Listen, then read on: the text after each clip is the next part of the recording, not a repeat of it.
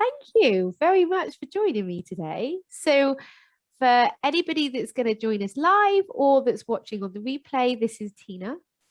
Tiina, do you want to say a bit about, do you want to introduce yourself actually? Because then you'll say it in your words. That's quite all right. My name is Tiina. I am a nutritional advisor and I'm currently studying to become a health coach as well. And I've created a couple of ebooks that I'm selling currently. And Nikki has very kindly taken an interest in one of my ebooks about sugars and sweeteners. So here I am, very excited. Yes. Thank you for having me. No, you're welcome. Yeah, so we're gonna talk not just about your ebook today, although it's brilliant, The Essential Guide to Sweeteners and Sugar. Well, tell me first of all, Tiina, what made you write this ebook? I actually wanted to create something like this for a long time, and I'm so glad I finally done it, because it got to the point where I got so confused with all the sugar in the supermarket. You know, you go to the baking aisle and there is 15, 20 different sugars, and I just got really overwhelmed as to what is good for what, is one healthier than another, and also sweeteners. There's loads of very technical words. If you look at our everyday products, there is loads of weird and wonderful words, although none of them are sugar, funnily enough. But I really wanted to get an understanding as to what they are and how they are produced. And then I came to the conclusion that there must be other people out there who are battling with the same thoughts. And then I thought, well, if I create a little guide, and that might help loads of other people as well. So I just wanted to give people an understanding of the sugars that we are surrounded in our everyday diet. Yeah, because I think it's really interesting, isn't it? Like we spoke about this before, how we sort of look at coconut sugar and we look at maple syrup and we look at maybe even honey, and we assume that because it's natural, then it must be good for us. And like it says in your guide, yes, there are some extra sort of nutritional values to those products if they're not overly processed, but still there's a massive sort of like calorie attachment to it. And so tell us more about that. I totally agree. I mean, coconut sugar sounds lovely to me, and like maple syrup, it comes directly from the tree. What could be the harm in that? And honey, like everybody thinks honey is the healthiest thing that you can have, but we do need sugar to a certain extent. We absolutely do need sugar, but when we have it in amounts that we are having in the current Western diet, that's when it becomes a problem. And not just the weight gain side of it, but it affects so many other things as well. Obviously our teeth and our metabolism, our organs, is just, everything. We do need it, but not in the amounts that we are currently having. And how would you, because it like in your guide it goes into all the different types of not just sugars but also sweeteners, but I'm not a nutritionalist. I purely come at this whole like sugar thing from the emotional aspect and the mind management around it. So knowing that when we eat certainly artificial sugar or anything sweet, actually we get that dopamine hit, and that our brain then literally thinks we need it for survival because it's addicted to the dopamine, and the dopamine makes us feel good in that immediate second or minute. We are flooded with pleasure. But you were telling me how the brain actually needs glucose, which is a sugar, in order to function correctly. Yes, absolutely. But we can get that glucose from any or a lot of different wholesome foods. Tell us more about that. Yes, I mean, obviously fruit, if you've got a so-called sweet tooth, fruit is obviously the best one. I mean, obviously there is loads of sugar in fruit, but because it comes with the added fiber, it's not so bad for your for your well-being, because the fiber is good for your gut health, and that's completely another conversation. But we can get glucose from loads of things, from grains, from vegetables, from dairy products. But the only downside is that it just doesn't taste as good. It doesn't taste as good, and it doesn't, in that moment, it doesn't make us feel that as good as piece of chocolate or slice of cake does. So I think that's where people get confused, that there can't be sugar in it because it's not sweet. But yeah, we can get sugar from most whole foods.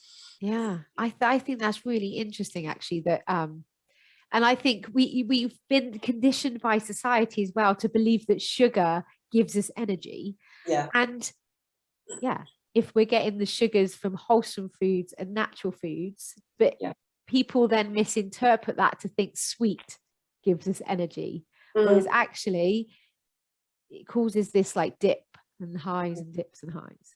There are obviously time and place for it. I mean, if you do vigorous exercise, or if you do, I was watching London Marathon yesterday, you know, slice of bread is not ideal, you know, in the middle of London Marathon. So obviously that's when you need the foods that give you the quick energy of sugar, which would be fruit, for example. But in a normal everyday life, there's really no need for the refined sugars that are currently in everything. I don't think I'll ever run a marathon. No. A bath, I do enjoy running now, actually, but I don't have the urge necessary to run a marathon. But no, it's interesting, isn't it, how I remember one of my clients was like, he remembered a story about some people that were stuck up a mountain. This was when he was sort of younger, so sort of 25 years ago, and they only had a Mars bar, and how that kept them alive. So then there was this whole culture that actually, like, that a Mars bar is going to give you the energy you need, is going to sustain your life. And the reality probably is, like, when we were talking, he was like, isn't that funny? Like, anything they would have had to eat at that point would have sustained their life.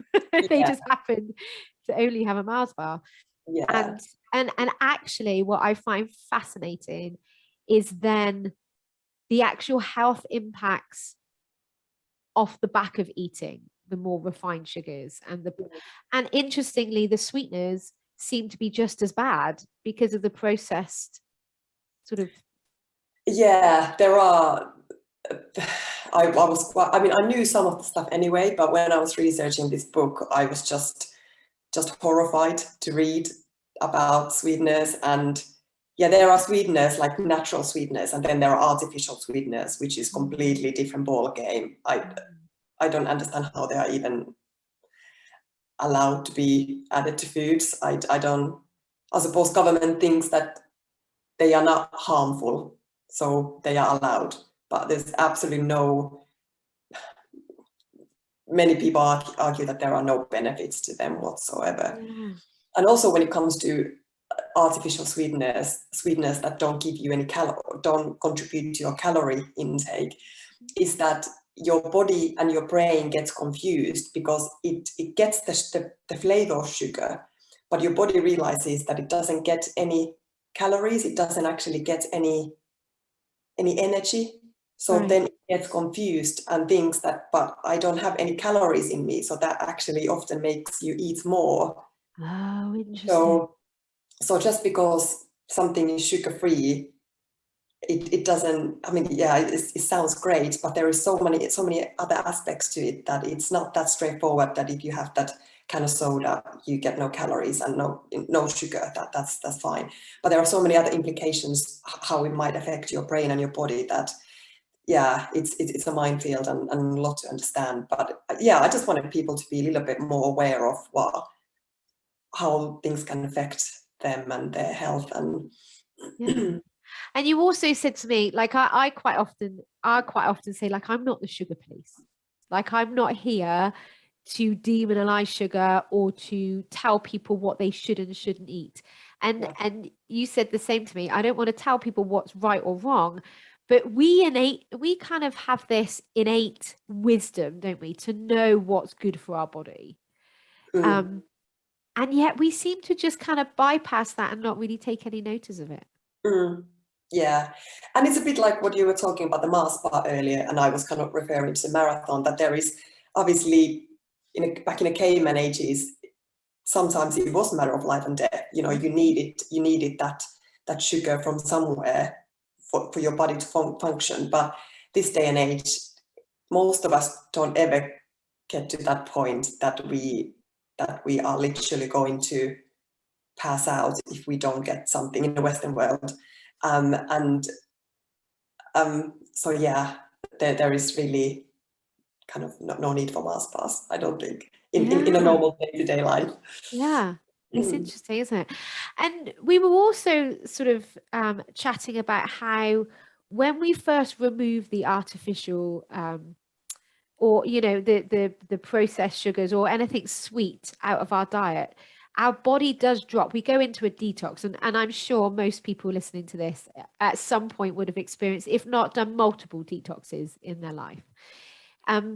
You experience that dip of feel, you just start to feel really shit. And then people were like, oh, this can't be working, but actually riding that dip out, then your body naturally gets used to it almost gets unprogrammed into believing that it needs the sweet food, and it starts to recognize and get what it needs from the wholesome foods. That's right. And wholesome food oftentimes come with fiber, and fiber is what keeps us feel. It takes a long time for our gut to process fiber, so it stays in our stomach for a long time, and it makes us feel fuller for longer.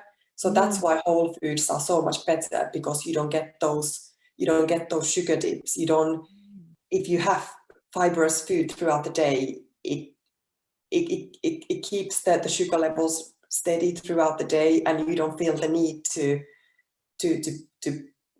binge on sugar, or even have a little bit of sugar, because you just don't get that urge, because you don't, because the sugar levels will stay steady. So again, added benefit, definitely.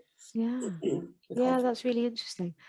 And the other thing that I just wanted to have a chat about was how society kind of market to us and kind of condition us into believing that sugar's a treat, it's like an indulgence that we deserve, and how there's the advert of the lady in the bath, and she's eating her chocolate, and I'm kind of like, why don't you just enjoy the bath for the natural relaxation that moment is, without having the sugar? Because that chocolate actually isn't a treat to your body.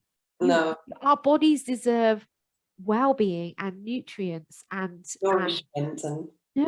Yeah, that not that artificial. I mean, I know it's made like from perhaps cane sugar or whatever, but ultimately manufactured, I guess, would probably be the better word. Like what's your take on that, Tiina? Yeah, I totally agree, and I think one of my favorite things, but what I find quite funny, is if you take your everyday cereal box, for example, that they made the box colorful enough to grab your attention, but then there is enough green color there to highlight the fact that it's reduced sugar, and it's all very good. But if I said to you something is reduced sugar, would you know what that means? Well, no, I don't. No, I wouldn't.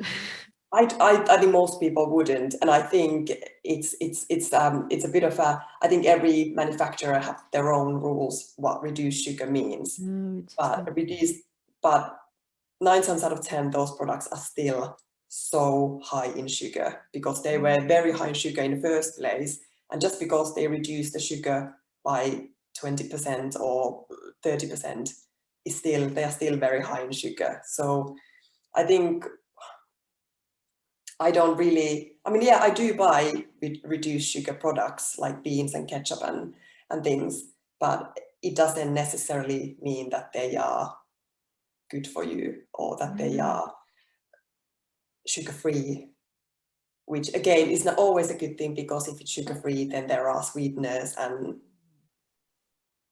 are sweeteners any better than sugar? You can make up your mind after reading my guide. Yeah. and I think what another thing that you said to me a little while ago was how the more it's advertised that it's healthy, the less chance that it probably is.